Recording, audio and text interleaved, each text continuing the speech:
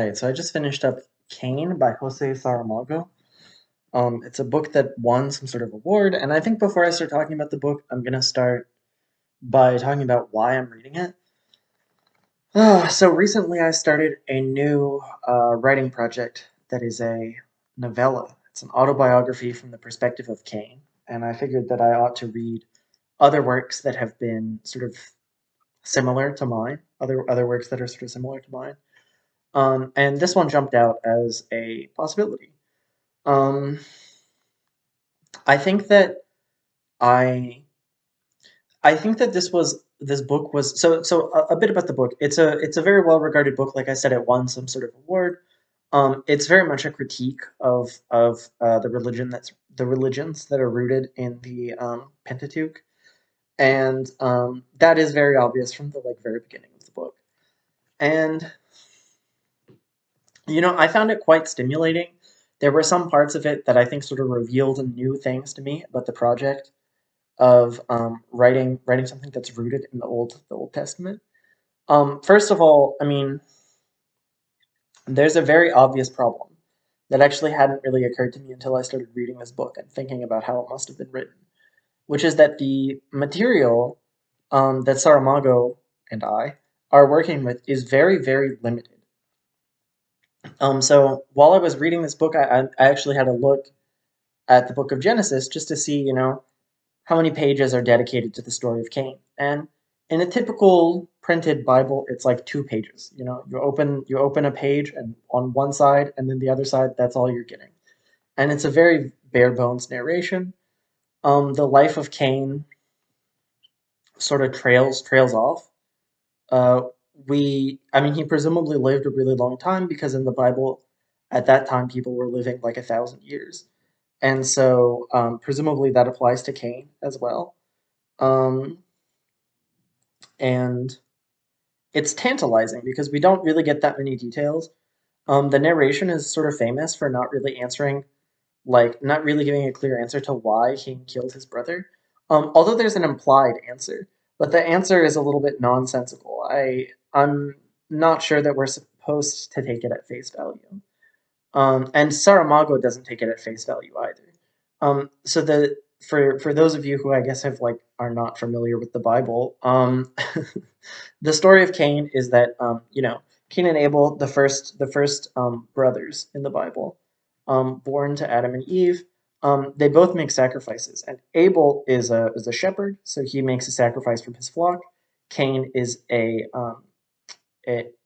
farmer, so he sacrifices from his harvest. Um, and the Lord shows regard for Abel's sacrifice, but does not show regard for Cain's sacrifice, whatever that means. And Cain uh, then kills his brother, and we're meant to sort of connect two and two and say that, oh well, Cain killed his brother because he was jealous of um, of the Lord showing regard for Abel's sacrifice. But you know, there's some problems with that, which is that it just doesn't feel very fleshed out. It doesn't feel very realistic. And perhaps this is just part of the stylistic conventions of the Bible as compared to things that people actually like to read, such as novels, right? In a novel, we would get a fully fleshed out explanation of how this jealousy that Cain has takes root in his heart and then it sort of spreads and it blossoms into this terrible thing that causes him to kill his brother. And in the Bible, we instead just get A and then B. And so that has left a lot of people feeling like there's something missing. You have A and then you have B, but there should be something in between. There should be some sort of explanation of how and why this happens. So books like Jose Saramago's um, seem to propose that they will pick up some of the slack, that um, they will be about this sort of missing piece from the Bible. And they're not really.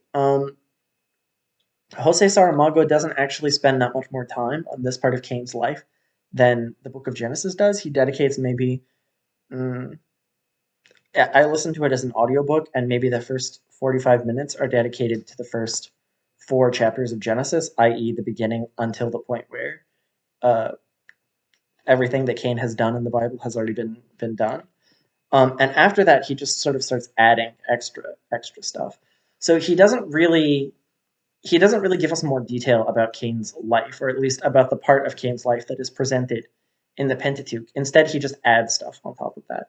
But he does give us one extra little detail, which is he fleshes out the sort of negotiation with God after Cain has killed Abel. So he kills Abel, and Cain says something really interesting that really sort of sparked some new thoughts for me, which is that Cain says that he killed Abel because he was unable to kill God. What an edgy boy. And God is like, yeah, you're damn right, you can't kill me. Ooh, I'm invincible because I'm God. Um, and basically, not Abel, Cain, makes this agreement with God that he's going to be spared and he's going to get to walk away. And God actually, I think in Saramago's version, God proposes this. And it seems like he agrees to it. It seems like God agrees to all this, basically because he wants to see what will happen. He's just sort of bored. Um, Cain obviously agrees to it because he doesn't want to die. His The condition is that he has to leave. He has to walk into the woods, not into the woods, into the wilderness, and that is exactly what happens. He leaves. He goes into the wilderness. And then we start getting the extra stuff that Saramago added to this book. He adds quite a bit, and I think, let's see, there was some more stuff that I wanted to talk about in terms of the presentation of material in the Bible. Oh yes, I think it's important to understand the tone of what's happening in Saramago's novel. So first of all, Saramago would eventually go on to write a much more well-known novel that takes a similar approach to Jesus Christ. I might read that at some point. It seems like an interesting project. And so this is a work that is really solid stuff, but it's not the pinnacle of Saramago's writing. Um, but anyway, I think just sort of paraphrasing the opening lines will maybe give you an idea of what this book is like. So at the beginning of the novel, Saramago says, God must have been very, very annoyed when he realized that the humans he had created couldn't speak. And the reason he must have been so annoyed is that there was no one there for him to blame. The fault was indisputably with him. There was no one that he could blame for the shortcoming. And I think that that testifies to the character of God in Saramago's works, is that the annoyance is not that something has gone wrong. The annoyance is not that further steps will have to be taken by him. The annoyance is that there's no one to blame. He can't displace blame onto someone else. God is forced to take responsibility, even if just inwardly. He has to take responsibility for this mistake, and that annoys him. So I think that those opening lines tell you everything you need to know about the approach that Saramago is going to have towards God. First of all, he's very sarcastic. He's quite funny, and second of all, he goes into detail about why this is, but he can't imagine God as anything but a petty asshole. God is a total dipshit, kind of a fucking clown, and he forces everybody around him to, pretend that he isn't. The way that I think about Saramago's God is it's like the boss from The Office. Like I think that guy's name is Michael, the utter buffoon who's like basically the reason that the show exists is that this guy is a big jackass and yet he's in charge and no one can really undermine his authority. Um, they just sort of have to go along with it. Um, Saramago's God is like if you gave that guy, if you first of all made him a psychopath, so he doesn't care about human life, and gave him absolute power, or near absolute power, I guess. The limits of God's power, much like in the Bible, in Saramago's novel, are hinted at but not fully explored or explained. There are times when Saramago's God says that there are things that he can't do, but it's not always clear that he's being honest. Um, anyway, so yeah, that's the approach, and within this framework, Cain appears to be a more or less normal guy. Cain is probably the most normal person in this whole novel. Um, I mean, he does that one really weird, fucked up thing where he kills his brother for not really well explained reasons. Um, but well, actually, they're well explained in the novel. He wanted to kill God, but his motives for wanting to kill God are also not fully explained. Like the guy has not even really had an encounter with God until he kills God, and God appears to him. Um, or actually, he does have an encounter with God. But what I'm saying is, there's no schism. There's no disagreement with God that leads him to want to kill him. He just sort of says that he wants to kill God, and he takes that anger out on Abel because he obviously can't take it out on God. Um, one area where I really feel that we don't get enough material, don't get enough stuff, is what happens to Adam and Eve after the death of Abel.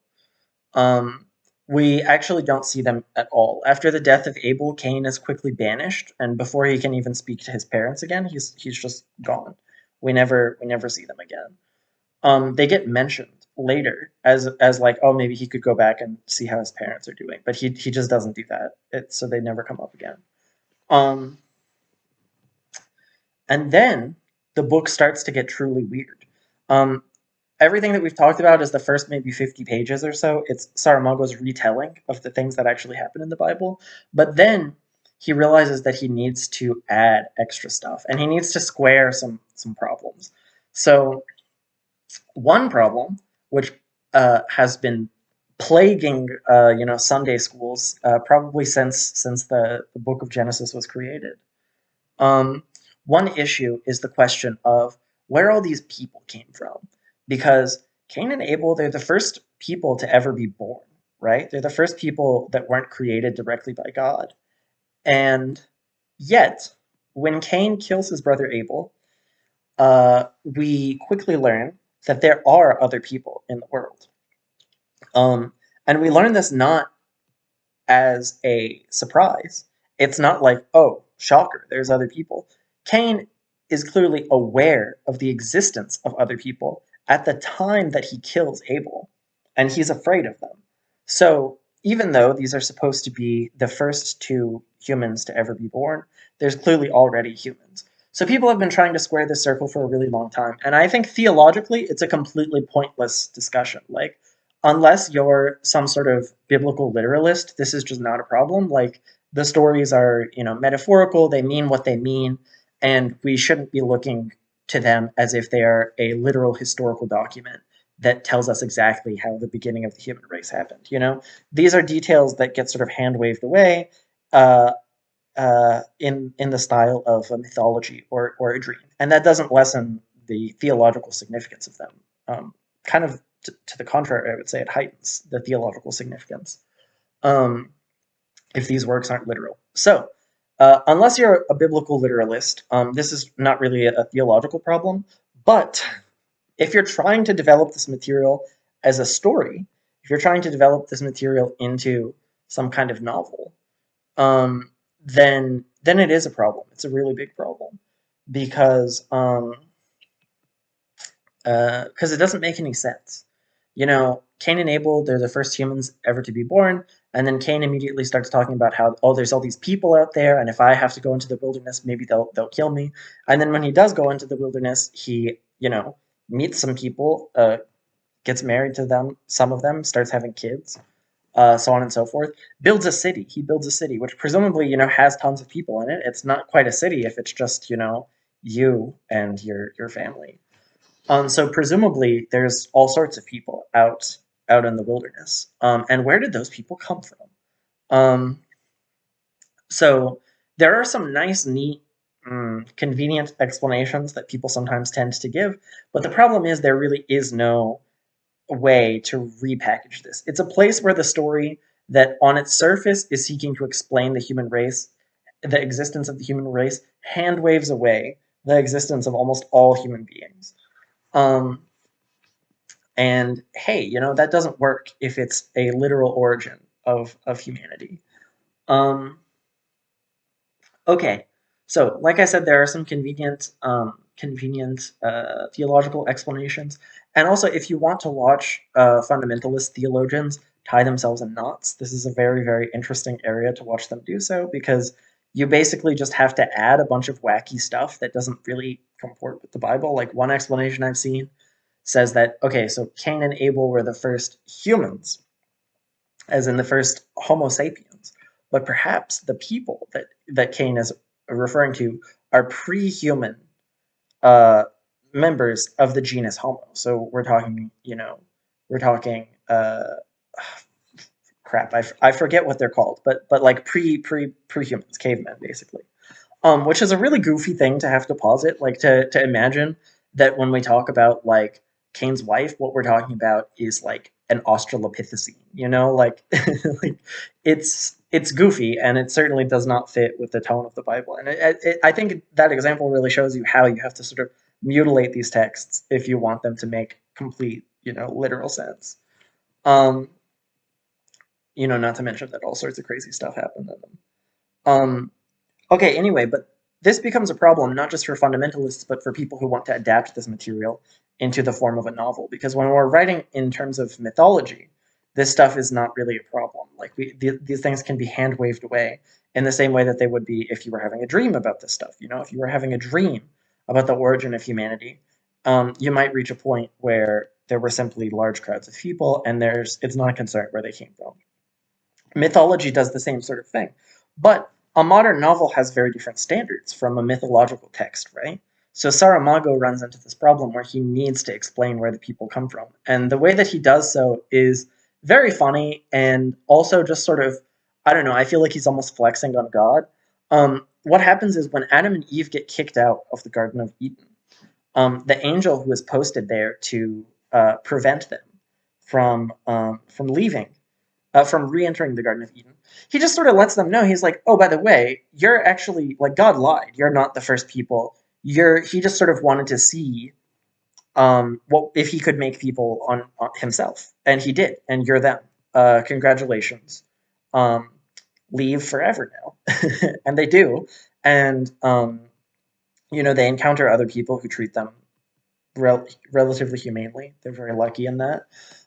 Before they leave, Eve is heavily implied to have a sort of dalliance with this angel guarding the doors to guarding the gate to the Garden of Eden, and it's implied that Cain might be the product of that interbreeding between angels and humans. And Saramago, this is the first time in the novel that I was like, hmm, maybe this guy is a weird freak. Because what he says, the way that he explains that, is that he says that Cain's skin was especially white in a way that implied that he was angelic. So Saramago, even just for a moment, implies this sort of spectrum of skin tone where the lighter skin tones imply like more angelic nature and the darker skin tones imply uh, worse nature. And this is actually something that he hits up with on he brings up again later. So it's not accidental. It's not like some weird thing that slipped through. This is clearly sort of like a part of Saramago's way of thinking about the world because he actually mentions it again later, but he brings up the other end of the spectrum where he implies that becoming dark skinned is a sign of your like evilness or impurity. Um, so yeah, considering this guy was Portuguese, I feel like this is a can of worms that I am not fully prepared to open because like clearly there's some form of like racism or colorism happening here, but I don't think that it tracks neatly onto the forms of racism that we're more familiar with in the United States. I think it's sort of its own separate but connected thing. So yeah, that's it's weird, and it comes up sort of right at the beginning. And then soon afterwards, Saramago gets even weirder. Weird guy. Just like I don't know. There's how like there's some passages in some books that you can read, and you're like, oh yeah, I can tell a man wrote this. Well, there are many passages in this where you can not only tell that a man wrote this, you can tell that that man was a fucking freak. And they come up pretty regularly. I would say While at a brisk reading pace, they'll come up maybe once every 45 minutes. And some are subtle, some are not so subtle. The one that is the least subtle happens pretty much immediately after Cain leaves the area of his birth around the Garden of Eden. He kills Abel, he leaves, he goes to a city, he gets a job building a wall, which is a reference to what he does in the Pentateuch. In chapter 4 of the book of Genesis, he builds the city on his own. In this book, the city already exists, and he begins building it himself. Begins helping to build it as an unskilled laborer. Um, and he quickly catches the eye of the queen who basically owns this place. And there is a passage where he uh, is basically like sort of abducted almost by these like servants of the queen, and they well, let's just say the things that happen next are very graphically described in a way that made it like really really clear that the guy writing this book like went out of his way to do that. Like there's very graphically described sex, and and it really didn't need to be there. Like, there's no purpose for it being there. Saramago just wanted it to be in the book. And I really mean, like, no reason for it to be there. Like, it's actually not even, like, a part of what happens next. It just sort of is a complete detour into, like, graphically described sex.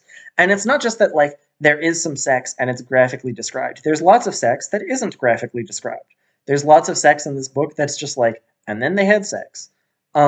But Saramago wants to, I don't know, be really graphic here at the beginning.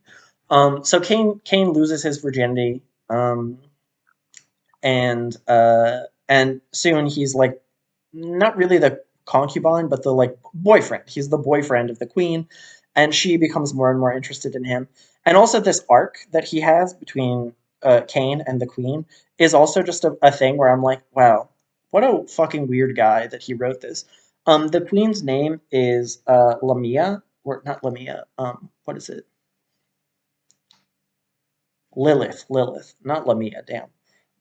Lilith. The queen's name is Lilith, which is a reference to a extra canonical fun character um, that nonetheless people talk about quite a bit. Um, anyway, so the queen is Lilith. She basically, gets has sex with Cain. I guess the sex is really, really incredible because she quickly is like just completely in love with this guy. And Saramago even says he actually specifically calls out that if when a woman has sex with a man, that's something that sort of affects her heart forever. And women don't understand that when a man has sex with a woman, that's like water off the back of a duck. And I don't know, it was just something to read that I'm like, I think that's maybe just you, man. Like, I think that's you had an experience that was like that, and you're putting it into this book as a like gender universal. I don't know, like it really is funny to see like these otherwise very smart and talented writers whose brains have just been like in some ways poisoned by gender. Like, it's not just for him that like this relationship has this dynamic. It's that like no. He specifically wants you to know that he means that this dynamic is sort of a universal across relations between men and women. Um, and yeah, Cain. It's revealed in these chapters that Cain is very, very good at sex. Like, he just wants you to know Cain, super good at sex. He's the best at sex. Having sex with Cain, it's basically like a transcendental experience. That's certainly how Lilith experiences it. And her husband is not so happy about this, tries to have Cain killed. That obviously doesn't work because of the mark of Cain, which protects him. For people who don't know what the mark of Cain is, it's like it's mentioned in the book of Genesis. It's one of those details that people like to expand upon. And it's also a subject that sometimes, if you're listening to like Bible schizophrenics talk about their beliefs, sometimes they'll mention the mark of Cain. It comes up. Jordan Peterson mentions it a couple times, for example. What is the mark of Cain? So in the Bible, the mark of Cain is God's answer to Cain's complaint that people will just kill him for what he's done. He says, you're asking me to leave to go into the wilderness, but people will find me, and when they know what I've done, they'll punish me for it and they'll kill me. So making me go into the wilderness, it's basically a death sentence. And God says, no, I will give you a mark so that people will know not to touch you, and that anything they do to you will be done unto them 7 times over. Um, and that's it. That's all that the Bible mentions. So you can see why that's something that people like expanding upon. And Saramago makes the mark of Cain basically this sort of magical thing where, like, Cain cannot be harmed. If someone tries to stab him, someone does try to stab him, and their sword turns into like a snake. And the whatever they tried to do to him will be done back onto them much worse. So somebody tries to kill Cain, and they are unable to do it, and then they go home and they find that their entire family has died. Great stuff. So anyway, Cain just kind of gets bored of this whole situation, and he decides to leave. Of course, Lilith is completely smitten with him. He doesn't really. He doesn't really. Oh, she specifically mentions this is another area where I'm like, God, Saramago, why are you such a freak? When she's explaining that she really loves Cain, she's like, if it were necessary, I would hold your poop. Like, why? Why is that how this character is choosing to express her like her love for, I don't know, it's just super weird. Like, come on, man. You didn't have to put that in this book. Like, um honestly, it would be a very different book without all of the like weird ass Saramagoisms. So I don't know, maybe there is some artistic merit to this guy being a freaky little freak. But for me, they're really they're just funny to encounter. I imagine for someone else, they would be pretty off-putting, and would maybe be a reason not to finish the book. Um, but anyway, yeah, Cain basically gets bored. He leaves, and then what happens is we have like a sort of a whirlwind tour. This book is really weird, and the next thing that happens is time travel. There's time travel in this book, and it's biblical time travel. Ooh. He doesn't go to like the 21st century or anything. He just has Cain. Saramago has Cain traveling to all of the different biblical atrocities. So he gets to participate in and be a witness to all of the biblical atrocities. And so he sees the destruction of Sodom and Gomorrah, the fall of Jericho, and the slaughter of the Canaanites, uh, and all that horrible stuff that happens to Job. And in the course of all of this, in the course of all of this, Cain has several occasions to talk to God, talk to people who have fallen under the influence of God, all of that sort of stuff. And Saramago basically makes the good guys of the Old Testament seem like brainwashed freaks. And honestly, I'm not sure that I can completely disagree with that characterization because, for instance, he has Cain talking to Abraham, who is going to sacrifice his son to God. He's going to do human sacrifice on God's behalf, and he's completely willing to do it. And Cain is like, what the fuck, man?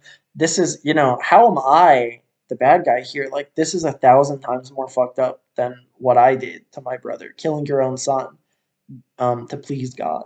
Um, and and yeah, I can't really fault him for those accusations. It's a really good point. And I think in part, like, people have to come up with like extra canonical reasons why what Cain did was especially bad, and why what Abraham almost did is in some way pardonable.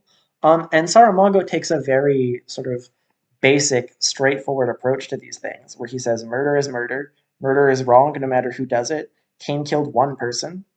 Sure, that's bad. Cain is a bad person, even. But God kills tens of thousands of people. So whatever fault we're going to put on the head of Cain, we have to put tens of thousands of times that much fault onto the head of God.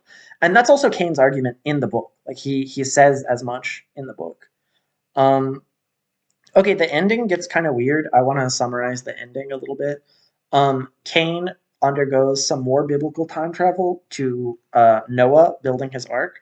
Um, those of you who are real familiar with the book of Genesis will notice that we're kind of going out of order. Like he talks to Abraham, and then he is able to participate in the building of the ark. So we're going out of order. He time travels back and forth.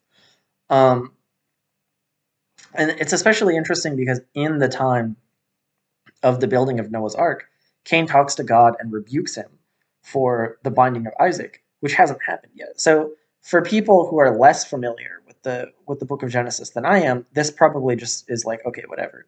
But it's a really interesting part of the narrative because Cain is rebuking God for things that have not yet happened. And God responds to them, um, just takes it in stride. He responds to them as if they are things that have already happened, which is real interesting, but it's a detail that I think most people probably missed.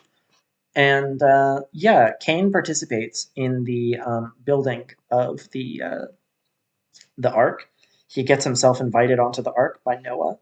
And Saramago, once again, this is Saramago being a freak, but I think while I was reading this section, I realized that Saramago being a weird sex freak is actually like perfectly appropriate for the material that he's developing, because the book of the Bible, the book of the Bible, um, the Bible in many places, and especially in the book of Genesis, is actually like a like weirdly sexual and like sex obsessed book. It's just sex obsessed in a way that either gets ignored, euphemized, or skipped over. And so Saramago is sort of taking that weird sex obsession, and he's almost like translating some of it into 21st, or I guess 20th century language, because that's what he wrote. Um, and it makes this same old material very, very shocking again, you know? Um, and yeah, and I mean, I think that's an interesting project, and I think it's one that would be lessened if Jose Saramago weren't such like a weird pervert. The other thing that he does, presents he presents men's like emotional attachment to women as being very distant, which is something that's kind of gross. I don't know. I know a little bit about the biography of this author. He had like a really long affair and then like divorced his wife and got remarried to a much younger woman, which is, you know, not something that I like about him. Um, and so it's hard knowing that not to read a little bit of his biography into some of the things that he has his characters say and do and sort of the attitudes that he takes up. So Cain finds out eventually that through Lilith he has had a son named Enoch, right? And when he participates in the building of Noah's Ark, he realizes, or he rather remembers, as the flood is happening, that this means that his beloved and his son are drowning and dying. And Saramago goes out of his way to say this isn't something that he feels particularly bad about. He just sort of is like, okay. And it's quite a disturbing emotional reaction. I would say it's maybe one of the most like disturbing parts of the book. And it's rushed by like so quickly. Because I don't know. I don't really know what to make of it. Like, if you have any ideas about that part of the book, what it means, I think it'd be good. I'd love to talk about it in the comments. But there's so much cruelty that comes from God, and a relatively small amount of cruelty that comes from Abel. And it seems that that Abel has his own like inner source of cruelty, which is sort of this weird like indifference. Um, it certainly within the moral universe of Saramago's book cannot be compared to the horrible things that God is doing. Like God is at that very moment killing Cain's not wife, but his lover and his son. And Cain's comparatively much lesser evil is somehow more disturbing than that, which is that he doesn't care. He doesn't really feel anything in particular. He's like, oh yeah. It would be like if you, I don't know, sold your home and then you realized at the last minute that you're like you forgot to pack your favorite mug, and you actually left it behind. That's the kind of emotional reaction that Cain has to the death of his lover and his son. um, So yeah, that's pretty messed up. Anyway, the ending is kind of interesting, which is that Cain. Oh yeah, the story of the ark. First of all, Saramago really loves to linger on the sort of ridiculous details of these stories. Like he has an argument um, between he has an argument. It's pretty great actually. He has an argument between Cain and God about the mechanics of this boat. He's like, listen, this boat, like you understand that boats don't float because they're boats. They float because of the amount of water that they have displaced. And therefore, if you have this boat in a valley, when the water comes crashing down around it, it's going to cover the boat and everyone will die. And God's like, I'm God. Why don't you shut the fuck up? And and Noah's like, my Lord, may I speak? And God's like, sure. And Noah's like, I think Cain might be making a little bit of sense here. Maybe we should. And God comes up with this plan where he's just gonna have the angels lift the boat and then place it in the water once the rain has filled this valley.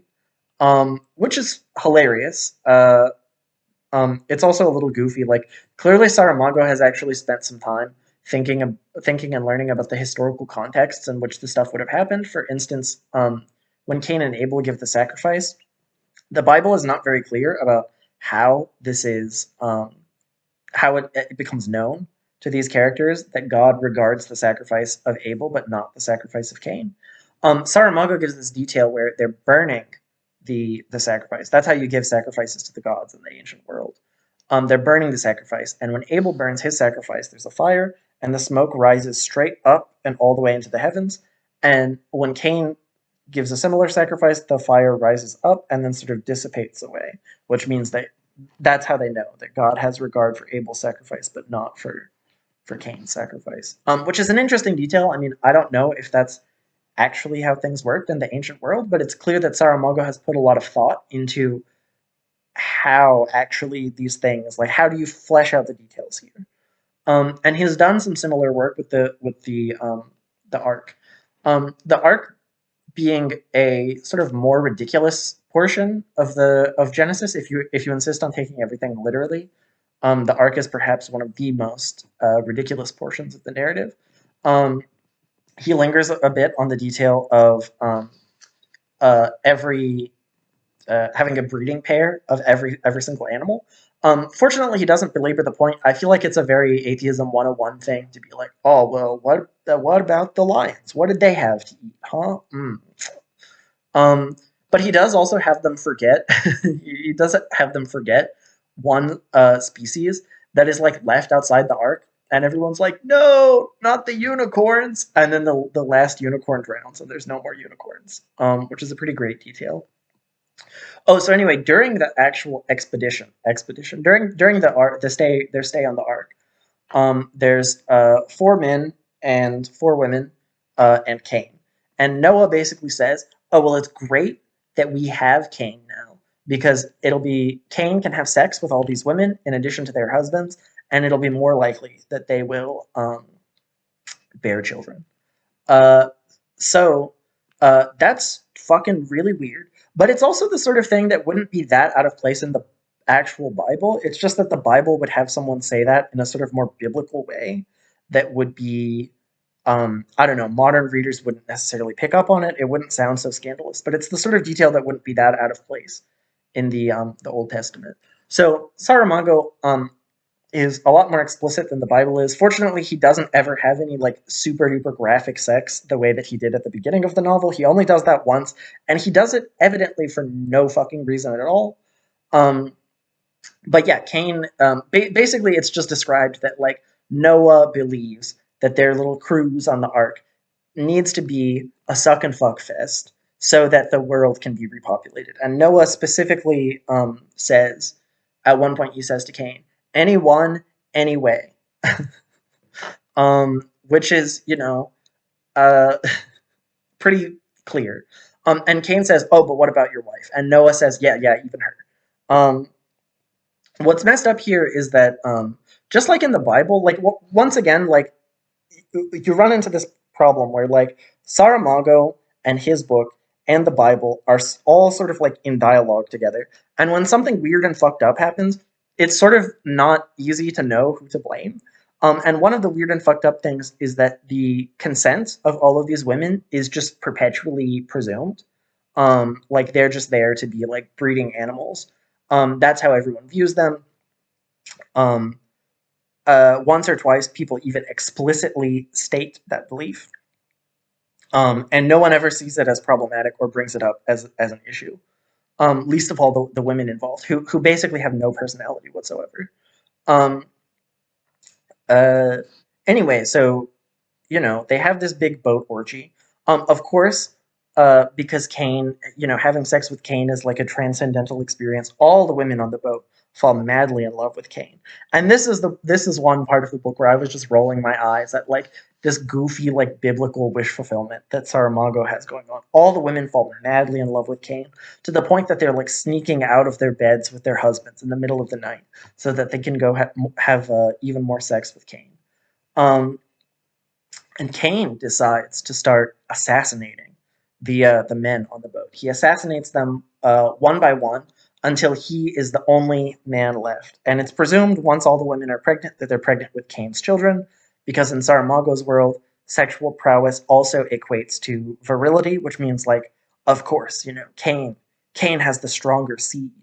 Um, and it's interesting because once everyone has been killed and the rains stop and the flooding ends and Cain exits the ark, it's presumed at the end of Saramago's novel that the new mankind was created by this experiment is a mankind created in Cain's image, which is just a really interesting idea. It's an inversion of the biblical narrative because in the biblical narrative, what happens is you have the line of Cain and the line of Adam and Eve side by side until God decides to destroy the line of Cain.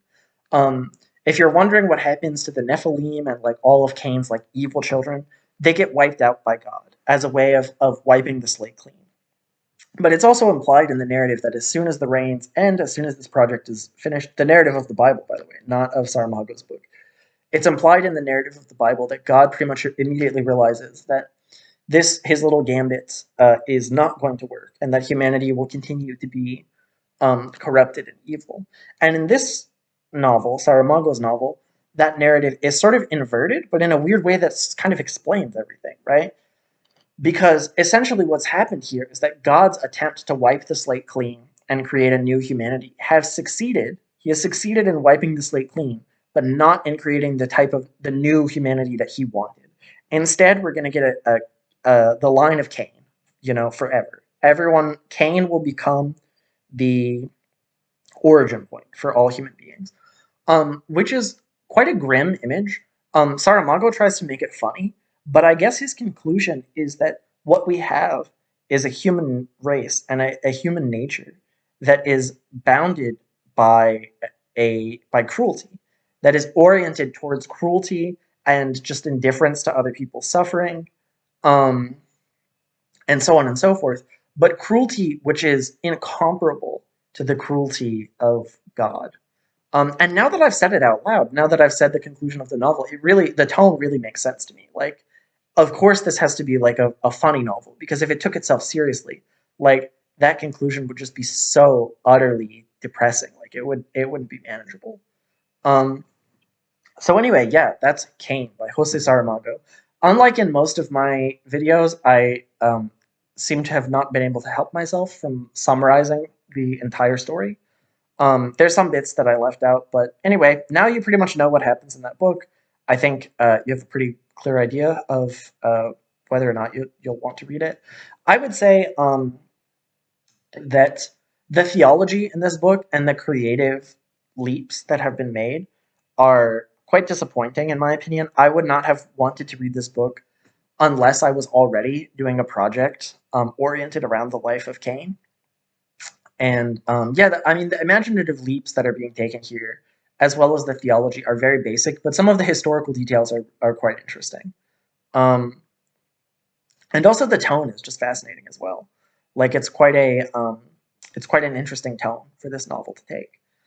And I struggle to really fully describe the tone. It's a little bit goofy, but also kind of technical at the same time. It's not unique. I mean, I've seen it in other places, but it's definitely the only place I've ever seen this particular tone applied to a religious subject matter.